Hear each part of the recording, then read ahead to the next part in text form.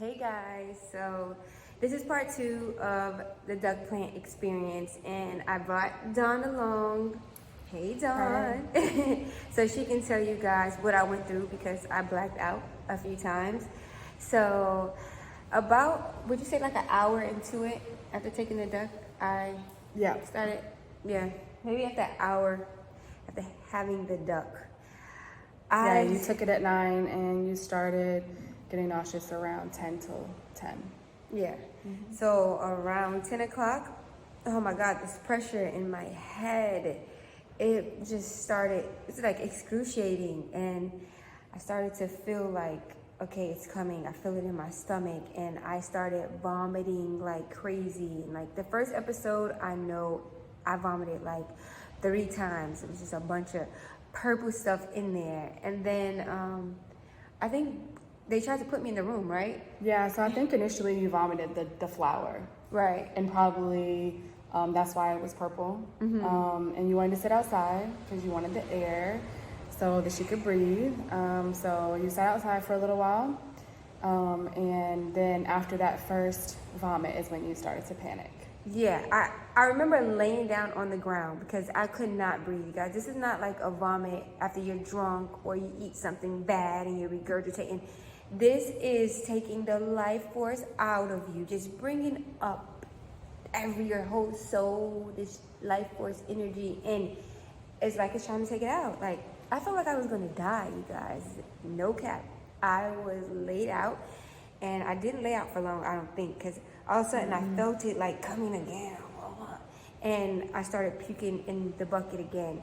And I remember just like my head going back, just not being able to breathe. Like, I don't know if it was you or who it was. Y'all had to coach me on my breathing. Like, yeah, well, it was almost like somebody that's unresponsive because she wasn't really responding to commands. We could tell she was breathing, and the nurse was monitoring her breathing.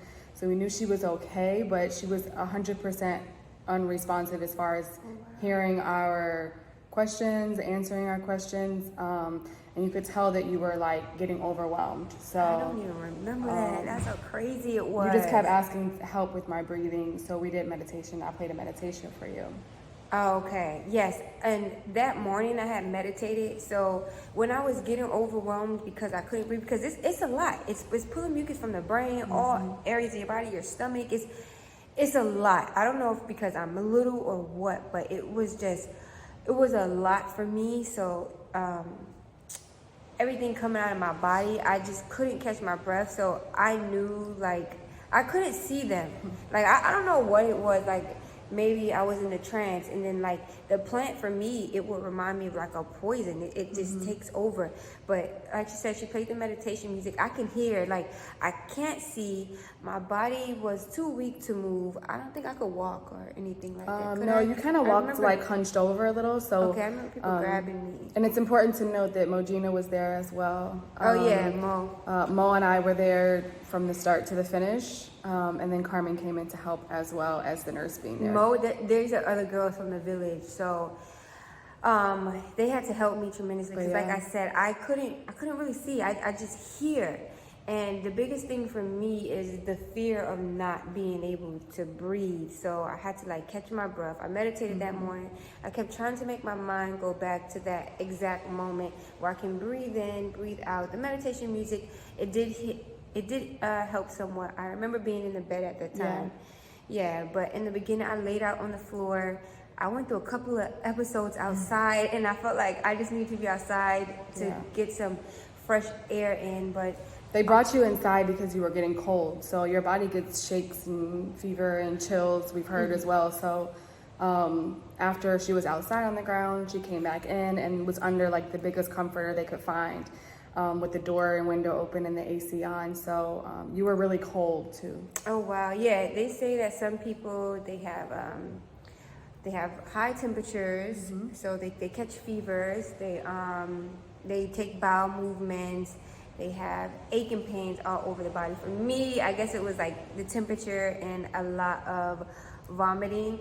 Towards the ending, I did have bowel movements, about 3, but it was just like all liquid, and it was bad because it was when I was vomiting. I felt like, oh no. So I'm trying to run to the bathroom, and Mojina, another girl from the village, like she had to help me go into the bathroom. Yeah. And you know, it was, I won't say embarrassing, because when you're going through this, you just need help. And she had to sit there while I was using the bathroom. And mind you, I just met Mojina, so thank God for her.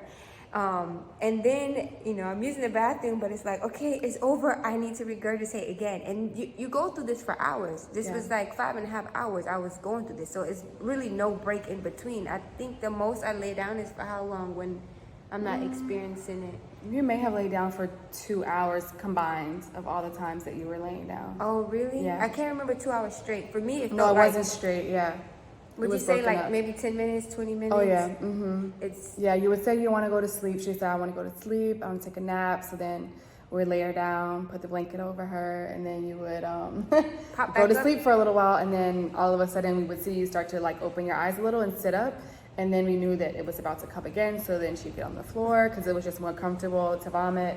And then something too, if you're thinking about doing it, it really helped her to pat like on the middle part of your back, like right between your shoulder blades, really hard to help get whatever is coming up.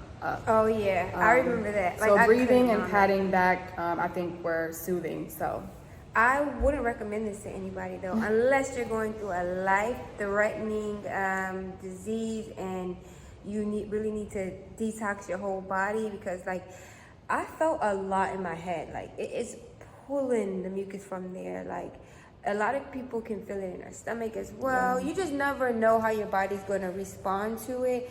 But for me, even her saying that I laid down for some time, fell asleep, it wasn't like that for me. All I remember, to me, I felt like I lay down for 5 minutes and then I was back up. And to go through this continuously for hours, it's pretty hard. I was traumatized. I couldn't eat for 2 days. Every time I heard the word duck, I wanted to vomit. And honestly, when we walked, when I seen flowers that were similar to the color, I wanted to vomit. Even up until the other night. Remember, I got out the truck vomiting. My body couldn't hold down food. Like, this is a very intense ordeal. Like, this experience is like no other fast or detox that I've ever done. My body was just, I wasn't there mentally, and I feel like you should prepare for it mentally. your eyes were closed for probably the first 2-3 hours. After, and then that's when her breathing she would say like, can you coconut water, like that pace and talking like that. So probably by like the 3rd hour, she could actually communicate. 4th hour, she was starting to make more sense.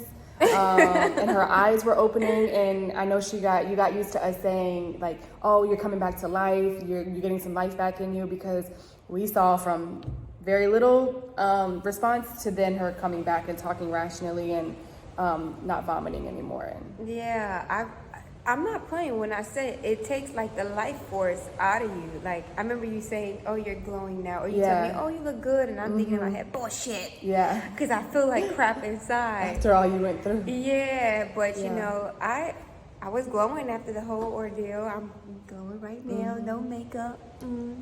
But yeah, it was very tough. It was tough, and I feel like I am a tough cookie, but that took me out. That really took me out. This isn't something easy. If you never detoxed before, and I mean detox with laxatives, you shouldn't be doing this. If you don't fast, if you've never experienced something even similar, I would say no. No, don't. Because like she said, it took about 2-3 hours for me to even open my eyes. Through this whole thing, I don't even know. Like, I had no sight. It was just everything I just hear. It's like just losing all of your senses except your hearing. And that's basically what I went through. And once you do this, there's no turning back. You cannot take any medicine. Somebody in the village went through this for 9.5 hours. You know, luckily I didn't have it that long, but you have to be able to go through this continuously, hour after hour after hour, and just know that you'll be survive. okay eventually. Yeah, you'll survive. So if you can't do that, this is not for you. Luckily, I didn't know that it was this intense. So I kind of took it to show everybody. I'm like, oh yeah, I'm healthy. I'll probably be on it for 3 hours. Well, I won't be on it long, but bullshit.